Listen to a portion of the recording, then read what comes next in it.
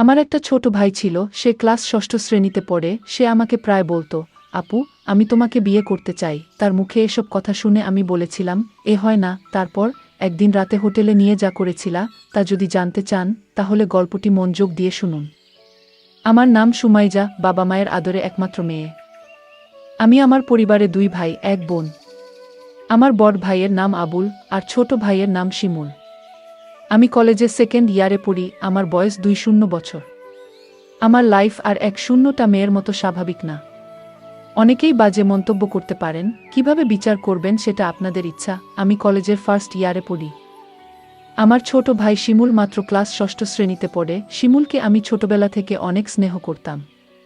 শিমুলকে আমি বোকা ভাবতাম, কারণ ও সবসময় বোকা হয়ে থাকত। আমরা 2 জন একই রুমে থাকি। শিমুল ভূতের গল্প পছন্দ করে। শিমুল যখন ছোট ছিল তখন আমি ওকে ভূতের গল্প পড়ে শোনাতাম। শিমুল ভূত এবং ভূতের গল্প ভয় পায়। শিমুলকে যখন ভূতের গল্প শোনাতাম তখন গল্প শুনে ভীষণ ভয় পেত, কিন্তু তারপরেও গল্পগুলো শুনত। কলেজে ওঠার পর আমার মনটা সবসময় অস্থির হয়ে থাকত। কলেজের ছেলেগুলো সবসময় আমার পেছনে লেগে থাকত। আমি কাউকে পাত্তা দিতাম না, কারণ আগে মনে করতাম আমার পরিবারের সবাই খুব সম্মানিত। আমার উচিত আমার পরিবারের সম্মানটা ধরে রাখা। একদিন শিমুল কোনো এক ভূতের ছবি দেখে, মোবাইলে মুভি দেখে ও ভীষণ ভয় পায়। এতটা ভয় পায় যে নিজের বিছানায় একা ঘুমাতে ভয় পাচ্ছিল। শিমুল আমার কাছে এসে রিকোয়েস্ট করে যাতে আমি ওর সাথে গিয়ে ঘুমাই। আমি প্রথমে ওকে নিয়ে খুব হাসাহাসি করি, কিন্তু আমি দেখি ও সত্যিই ভয় পেয়েছে, কিছুতেই একা ঘুম যাবে না। কিছু উপায় না পেয়ে আমি ওর সাথে শুতে গেলাম। আমার উদ্দেশ্য ছিল এই যে শিমুল ঘুমিয়ে পড়লে আমি নিজের বিছানায় ফিরে আসব। অনেকক্ষণ হয়ে গেলে আমি ভাবলাম শিমুল ঘুমিয়ে পড়েছে। নিঃশব্দে ওর বিছানা ছেড়ে নিজের বিছানায় চলে এলাম। কিছুক্ষণ পর শিমুল ঘুম থেকে উঠে বসে। আমি দৌড়ে নিজের বিছানা ছেড়ে ওর কাছে গেলাম। ও ভয় চিৎকার করছে। আমি শিমুলকে বললাম, কি হয়েছে তোর? শিমুল বলল, আপু, তুমি আমাকে রেখে অন্য রুমে চলে গেলে কেন? আমি একা একা থাকতে ভয় পাই, তাছাড়া আমি ভূতকে বেশি ভয় পাই। ও কান্না করা শুরু করছে। আমি শিমুলকে সান্ত্বনা দিয়ে বললাম, লক্ষ্মী ভাই আমার, তুই আর কাঁদিস না। আমি কথা দিলাম কাল থেকে তুই আমার রুমে একসাথে ঘুমাবি। সত্যি বলছো আপু? কাল থেকে আমি তোমার রুমে ঘুমাবো? হ্যাঁ, সত্যি বলছি। আমার ভাই একা একা রুমে ভয় পেয়ে কষ্ট পাবে, এটা আমি চাই না। আমি বুঝতে পারলাম ভীষণ ভয় পেয়ে আছে। আমি কোনো উপায় দেখলাম না। শিমুলের পাশে শুয়ে পড়লাম। শিমুল কিছুক্ষণ পরে ও চিৎকার মেরে উঠল। আমি বললাম, কি হয়েছে শিমুল? শিমুল বলল, আপু, আমি ভূতের স্বপ্ন দেখেছি। শিমুল তখন ভয় পেয়ে গেল। আমি বললাম, আমি তো তোর পাশে আছি। শিমুলকে আমি যতখানি বোকা ভেবেছিলাম, আসলে সে ততখানি বোকা না। এখন থেকে প্রতি রাতে শিমুল আমার রুমে ঘুমায়। একদিন রাতে শিমুল আমাকে এমন একটা কথা বলল যা শোনার পর আমার দম বন্ধ হয়ে আসছিল। ও আমাকে বলল, আপু, তুমি অনেক সুন্দর। আপু, আমি তোমাকে বিয়ে করতে চাই। আমি বললাম, বোকা, তুই এসব কি বলছিস? আমরা বিয়ে করতে পারবো না। কেন আমরা বিয়ে করতে পারবো না? আমি বললাম, কারণ আমরা ভাই বোন। শিমুল জিজ্ঞেস করল, ভাই বোন হলে কেন বিয়ে করতে পারবে না? আমি বললাম, যাদের মাঝে রক্তের সম্পর্ক আছে তারা একে অপরকে বিয়ে করতে পারে না। ধর্মে নিষেধ আছে, না মানলে পাপ হয়। শিমুল বলল, নবী আদমের যুগে তো তারা বিয়ে করেছিল। শিমুলের কথা শুনে চমকে উঠি। শিমুলকে জিজ্ঞেস করি, কে ওকে বলেছে এসব? শিমুল বলল, ওকে কেউ বলেনি, ও নিজে অন্য একজনের কাছ থেকে জেনেছে। শিমুল আমায় বলল, আপু, যদি বিয়ে করতে না পারো তাহলে আমি তোমার কাছে একটা কিছু চাইব। আমি বলেছিলাম, কি চাইবি বল, আমার কাছে থাকলে অবশ্যই তোকে দিব। শিমুল বলল, আপু, আছে তোমার কাছে, তুমি প্রমিস করো দিবে। আর যদি তোমার কাছে না থাকে তাহলে আমার কোনো আপত্তি নাই। আপু, আরও একটি কথা বলতে চাই তোমায়। তুমি কি জানো আবুল ভাই প্রতিদিন রাতে মায়ের ঘরে যায় এবং কি করে তা কি তুমি জানো? আমি শিমুলের প্রতিটা কথা শুনে আমার বিরক্তবোধ লাগছে। আমি শিমুলকে বললাম, আবুল প্রতিদিন রাতে মায়ের ঘরে গিয়ে কি করে বলতো? তখন ও যা বলল, আপু, বাবা মায়ের সাথে যা করে দাও তা করে। আমি বললাম, তুই কিভাবে দেখলি? আমি আপুকে বললাম, তোমার বিশ্বাস হচ্ছে না? আমি ওর কথা বিশ্বাস করতে পারছি না, কারণ ও ছোট, আমার সাথে কখনো মিথ্যা বলেনি। কিন্তু নিজের চোখে না দেখলে বিশ্বাস করা যাচ্ছে না। আজ বাবা বাড়ি নেই। শিমুলকে বললাম, আজ বাবা বাড়ি নেই। আজও আবুল দাদা মায়ের ঘরে গিয়েছে কিনা? শিমুল বলল, ও আবুল দাদাকে মার ঘরে ঢুকতে দেখেছে। আমি সিদ্ধান্ত নিলাম, আবুল মায়ের ঘরে গিয়ে কি করে তার রহস্য জানতে হবে। আবুলকে নিয়ে মায়ের ঘরের সামনে গেলাম। মায়ের ঘরের দরজা ভেতর থেকে লক করা। আমি কি জানালার দিয়ে চোখ রাখলাম। এই দৃশ্য দেখার পর শিমুলের কথা শতভাগ বিশ্বাস করলাম। শিমুল আমাকে বলল, মা আর দাদা এই ঘরে কি করে? আপু আপু তখন রাগান্বিত হয়ে বলল, কি করে সেটা আমার মুখ দিয়ে বলতে হবে নাকি? তুই দেখিসনি? তুই কি অন্ধ নাকি? আমি আপুকে বললাম। আপু তুমি আমার সাথে রাগ করছো কেন? আমি আবার কি করলাম? আপু কাল বাবা আসলে আমি বাবাকে বলে দিব মা আর দাদার কথা। বাবা জানলে বাবার মনে অনেক কষ্ট হবে, আমাদের সুন্দর পরিবারটা নষ্ট হয়ে যাবে। আমাকে এই পরিবার বাঁচাতে হবে। আমি শিমুলকে ঘরে নিয়ে আসলাম। শিমুলকে বললাম, আমাদের পরিবার একটা সম্মানিত পরিবার। আমাদের ঘরের কথা বাহিরের মানুষ জানলে আমাদের সম্মান নষ্ট হয়ে যাবে। ঠিক আছে আপু, আমি বাবাকে কিছু বলবো না, শুধু তুমি যদি আমার একটা কথা রাখো, আমি আমার পরিবারকে বাঁচাতে। আমি শিমুলকে বললাম, তুই বল তোর মনের কথা। আমি রাখবো। শিমুল তখন আমার জিজ্ঞেস করল, সবাই পারলে আমরা কেন পারবো না? কি করতে হবে সেটা বলবি তো? আমি বললাম, আপু তোমার কাছে একটা রাত ধার চাই।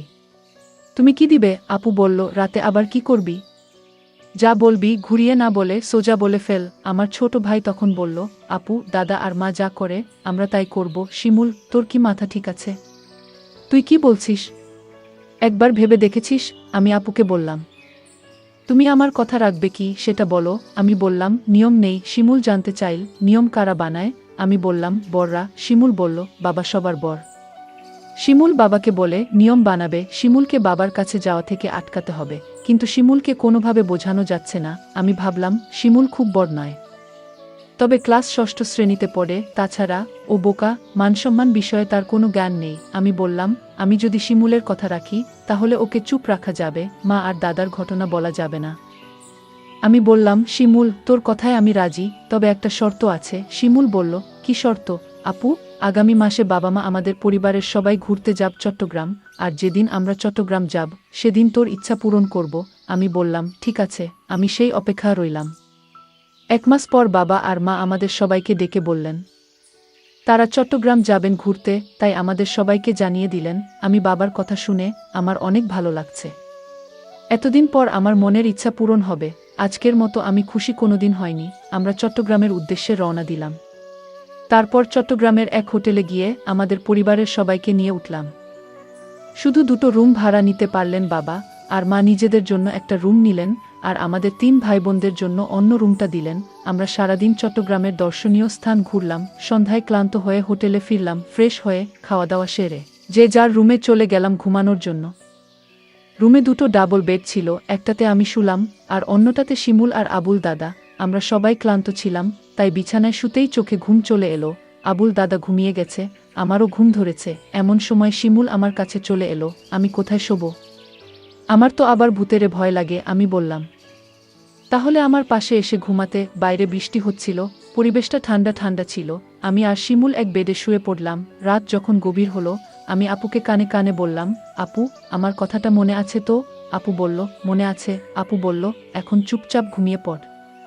আমি আপুকে বললাম, আপু ঘুমালে হবে? তাহলে তুমি যে আমায় কথা দিয়েছিলে তার কি হবে? আপু বলল, শোনো, আজ তো পাশের বেডে আবুল দাদা শুয়ে আছে, বড় ভাই যদি জেগে যায় তাহলে সমস্যা হবে। আমি আপুকে বললাম, তাহলে এখন কি উপায়? আপু বলল, তুই চিন্তা করিস না, কাল এর একটা ব্যবস্থা করব। আপু, কাল কি ব্যবস্থা করবে? আজ পারলে না, এখন তুমি বলছো কাল পারবে। আমি তোরে কথা দিলাম, তুই একদম ঠান্ডা মাথায় ঘুমা, দেখিস আমি সকালে কি করি। তারপর সকাল হলো, আমরা একটা রেস্টুরেন্টে গিয়ে সবাই খাবার খেতে বসলাম। খাওয়া দাওয়া সেরে আমি মাকে ডাক দিয়ে বললাম, মা আমরা আজ এক রুমে আবুল দাদাকে নিয়ে থাকতে পারবো না। আপু মাকে বুঝিয়ে বলল, মা কাল রাতে আবুল দাদা এমনভাবে নাক ডাকা শুরু করছিল, আমরা সারারাত ঘুমাতে পারিনি। আমার আর শিমুলের জন্য আলাদা একটা রুমের ব্যবস্থা করে দাও। আবুল দাদা বলল, আমি মিথ্যা কথা, আমি কখনো নাক ডেকে ঘুমাইনি।